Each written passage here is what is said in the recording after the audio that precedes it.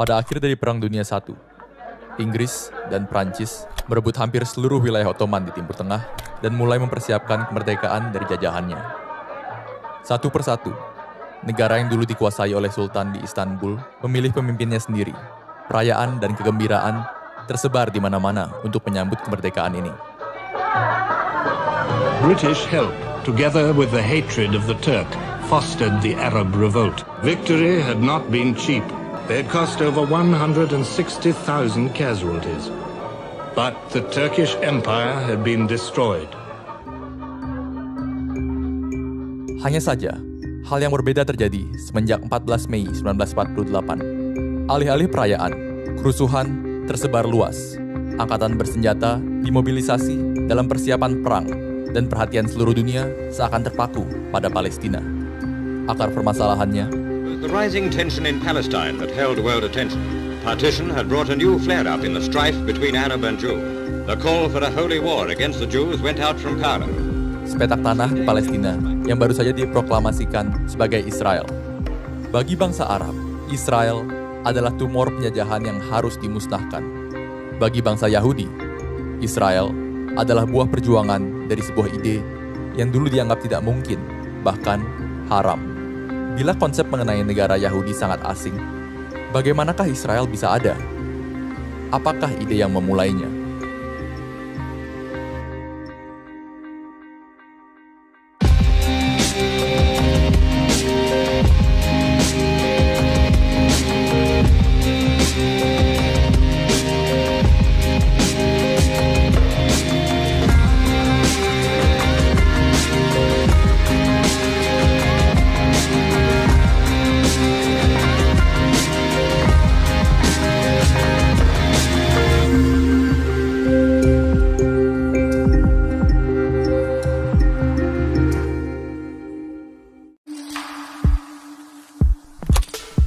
Pada awal abad Masehi, Romawi menduduki Yudea. Setelah bangsa Yahudi memberontak dan gagal, Romawi menghancurkan kuil penyembahan dan mengusir sebagian besar penduduknya ke seluruh Eropa. Di Eropa, mereka disebut sebagai orang Yahudi karena menganut agama Judaisme. Berdasarkan kepercayaan bangsa Yahudi, Mesias atau Juru Selamat akan datang dan mempersatukan mereka semua kembali ke Yerusalem. Meski demikian, seperti ajaran agama lain, kepercayaan ini mulai ditantang dengan aliran-aliran filosofi baru yang berkembang pesat di Eropa. Dan ini semua berasal dari 3 peristiwa besar.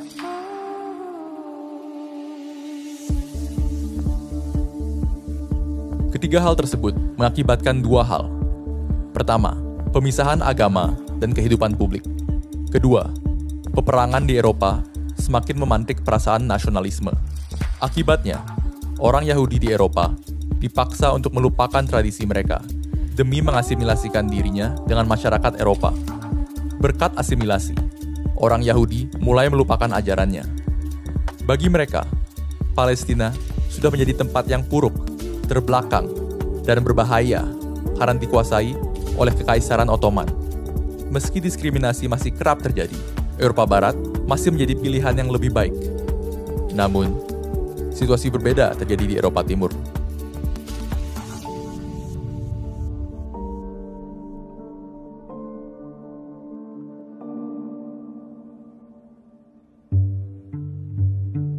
Di Eropa Timur, di mana nilai-nilai liberalisme belum terasakan, diskriminasi terhadap Yahudi jauh lebih mematikan. Mereka dipaksa tinggal di daerah kumuh dan tidak diperbolehkan bepergian sesuka hati. Bahkan, tidak berhak mendapatkan pendidikan. Sebagian besar dari mereka bahkan tidak bisa berbahasa lokal dan kerap menjadi target penyerangan, bahkan pembantaian.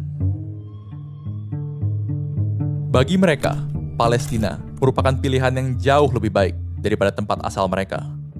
Semenjak tahun 1880, ratusan orang Yahudi di Eropa Timur memilih untuk berpindah tempat tinggal ke Palestina, Kekaisaran Ottoman.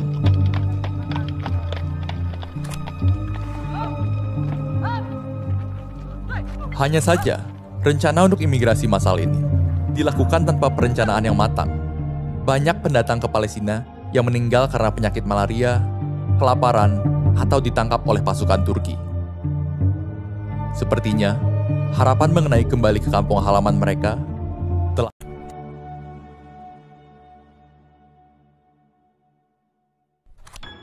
Pada tahun 1891, seorang jurnalis ditugaskan untuk meliput peristiwa politik di Perancis. Jurnalis ini bernama Theodor Herzl.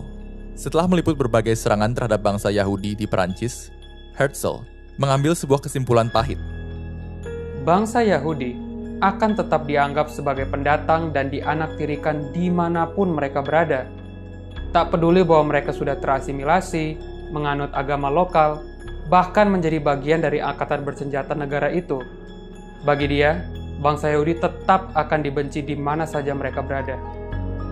Dengan demikian, satu-satunya solusi adalah memiliki negaranya sendiri. Herzl merasa bahwa imigrasi ke Palestina saja tidak cukup, bahkan berbahaya.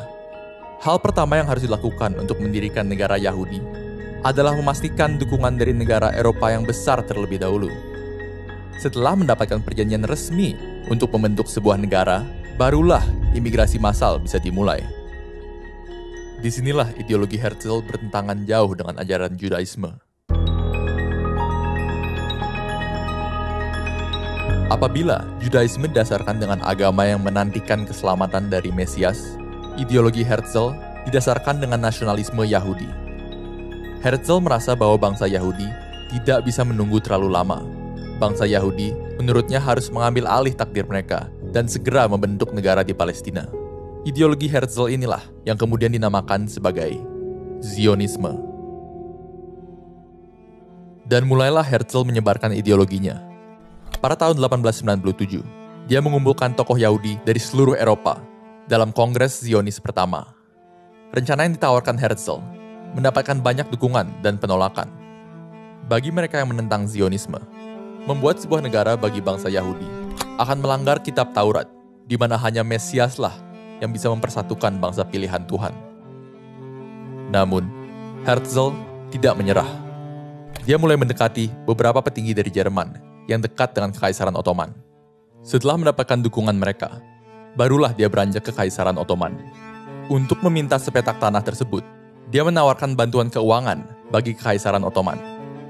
Namun, Kekaisaran Ottoman yang sedang menghadapi banyak tantangan dari Eropa tidak ingin memberikan seinci pun tanah di Palestina. Sekali lagi, Herzl tidak menyerah. Akibat dari gagalnya Herzl meyakinkan Kekaisaran Ottoman, dia mulai mendekati musuh dari Kekaisaran Ottoman. Pada tahun 1914, kelompok Zionis yang sudah tersebar di mancanegara mengalami sebuah dilema. Kekaisaran Ottoman beserta dengan Jerman turut berperang melawan kekuatan sekutu. Inggris, yang merupakan bagian dari sekutu tersebut, merespon hal ini dengan mendukung nasionalisme bangsa-bangsa Arab agar memberontak pada kekuasaan sentral Kekaisaran Ottoman. Kelompok Zionis terbagi menjadi dua kubu. Bagi orang Yahudi yang sudah menetap di Palestina, Kekaisaran Ottoman adalah harapan terbesar mereka dari ancaman Inggris yang mendukung bangsa-bangsa Arab. Sementara para Zionis yang berada di Eropa merasa bahwa ancaman terbesar datang dari Kekaisaran Ottoman. Maka dari itu, Inggrislah yang harus didukung. Salah satu dari Yahudi Eropa yang mendukung Inggris adalah seorang ilmuwan bernama Chaim Weizmann. Selama perang berkecamuk, dia melobi Menteri Luar Negeri Inggris, Lord Balfour, untuk memberikan sepetak tanah di Palestina bagi bangsa Yahudi apabila Inggris berhasil mengalahkan Kekaisaran Ottoman. Dan ini adalah balasan dari Lord Balfour.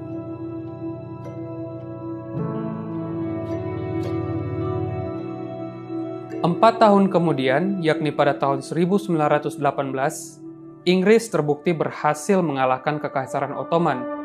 Dan tidak hanya itu, dia diberikan mandat oleh Liga Bangsa-Bangsa untuk berkuasa di atas seluruh tanah Palestina. Dan dengan kekuasaan ini, Inggris mulai mengambil kebijakan yang seakan mengingkari janjinya dengan bangsa Yahudi. Pada tahun 1921, Inggris membentuk kerajaan Transjordan, dan kerajaan ini bukan bagi negara Yahudi. Tanpa disangka, pengingkaran janji ini memantik nasionalisme ekstrim di bangsa Arab Palestina yang menghendaki kemerdekaan serupa, dan juga di sisi Yahudi yang semakin tidak mempercayai Inggris dan membenci bangsa Arab. The moment of Arab liberation was poisoned by conflict between the different Allied promises. The problems of victory remained for others to solve. Konflik antar masyarakat Arab dan Yahudi di Palestina semakin meningkat hari demi hari, di mana kedua belah pihak saling menyerang satu sama lain. Dengan meningkatnya kekerasan, seorang ekstremis bernama Vladimir Jabotinsky membentuk sebuah milisi Yahudi bernama Haganah. Jabotinsky percaya bahwa negara Yahudi tidak boleh menerima bangsa Arab karena sudah banyak negara Arab di Timur Tengah. Dia juga percaya bahwa bangsa Yahudi juga tidak boleh mempercayai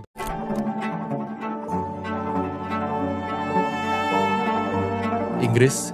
Semakin muak akan kekacauan di Palestina dan memilih untuk menyerahkan Palestina ke tangan Perserikatan Bangsa-Bangsa. Di bawah United Nations Special Commission on Palestine atau UNSCOP, masa depan Palestina ditentukan. Palestina akan dibagi menjadi 3 bagian. 1 untuk bangsa Yahudi, 1 untuk bangsa Arab, dan Yerusalem bagi PBB. Pada tanggal 29 November 1947, pemilihan suara dimulai, dan hasilnya 33 negara menyetujui, 13 negara menolak, 10 negara abstain, 1 negara tidak hadir. Pada akhirnya, impian dari Zionisme tercapai. Dunia telah mengakui keberadaan negara Israel, meski tidak semuanya.